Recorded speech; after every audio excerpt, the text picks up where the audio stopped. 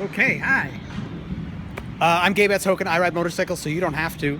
And I'm here in Sepang, Malaysia at the, of course, world famous MotoGP facility. And this morning I got to ride Kawasaki's new for 2016 Ninja ZX-10R.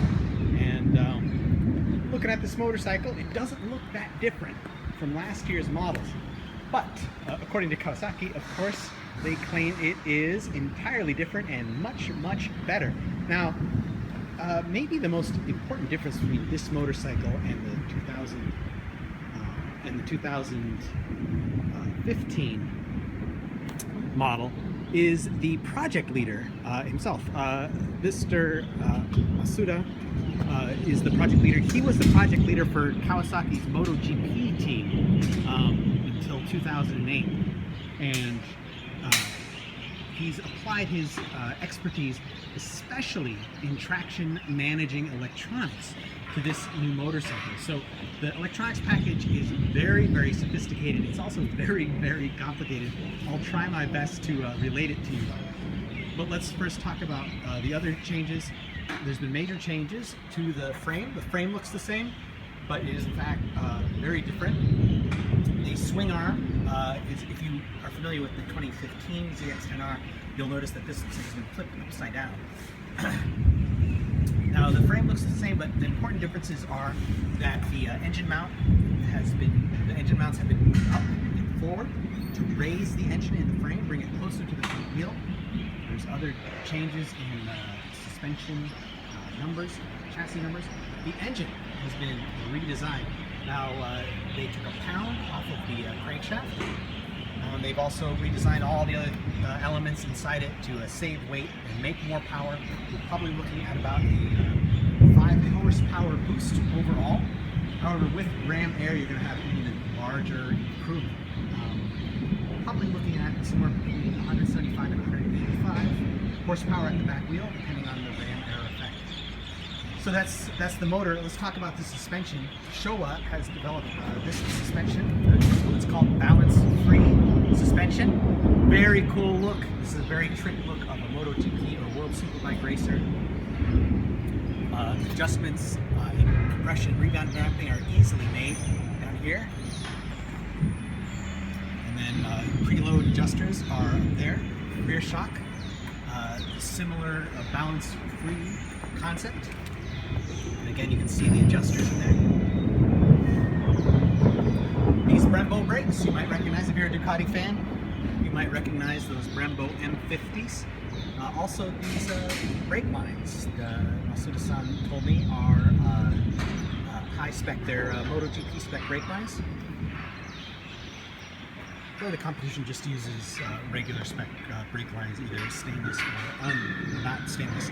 This Olin steering damper is reactive and is connected to the wheel speed sensors so that it knows the motorcycle is either accelerating or decelerating and can adjust its damping force from there. So, and overall, the bad news is the motorcycle has gained 6.5 pounds, but what are you going to do, right? Get a little more power, and also the mass has been optimized and centralized so that it's not, so you're not going to feel that weight. Now, I'm not familiar with the prior generation of this motorcycle. I did not have a chance to ride it, but riding this motorcycle out here at Sepang, by the way, I think my riding day is over thanks to a tropical rainstorm, complete with thunder and lightning.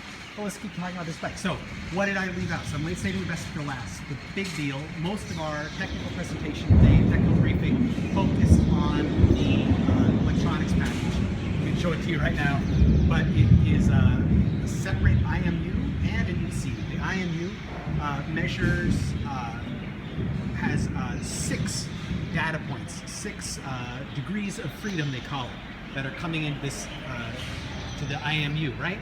You'll pitch, roll, and Kawasaki has proprietary software that adds in yaw, right? Yaw is the bike going side to side, so that makes that creates slide prevention, right? To control a slide easier.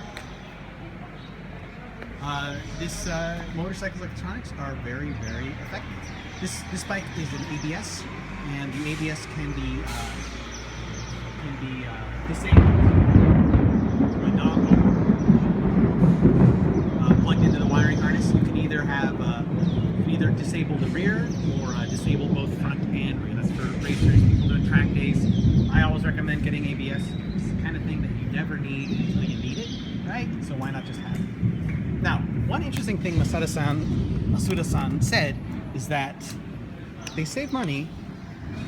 Most people love to complain about Kawasaki instrument panels. It does everything you need it to. But Yamaha's R1, of course, has a TFT display. But look, Yamaha also has inexpensive their other kind of more generic supplier of brake calipers. Do you want Brembo G50s, or do you want generic brake calipers and a TFT display? I know what I would have if I was a serious racer, because let me tell you something. When you're on a racetrack and giving it all you got, when you're on a racetrack and giving it all you got, you're not going to spend a lot of time staring at that TFT display, which Masada-san pointed out was smaller than this iPhone that I'm using. So they spent the money where it matters. Oh, one other little thing they like to point out, these titanium headers. Can you see them in there? They're so pretty. Those titanium headers, the walls are very thin, and they're also very optimally tuned. One of the major aftermarket exhaust suppliers said they couldn't get any more power out of the motor using their own headers. So they just use these, and a Kropovich canister is what you get in the race kit. Sorry about the shaking, but I was going really fast. So, what else can I tell you about this motorcycle? So the riding experience was, as you can imagine, exciting.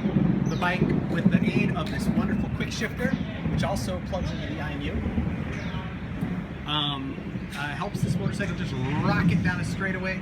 It's easy to get on the gas early with the electronics package.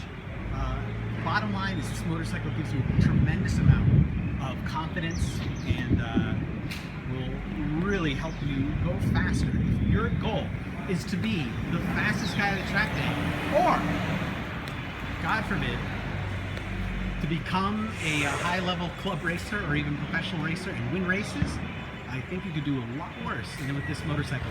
Base price for the non-ABS model is $15,000. Add $1,000 for ABS. Add more money for this graphic scheme that you see here. If you have any questions, please post them in the comments. Thanks for watching, and I will see you later. Preview with the sound of the motorcycle starting up.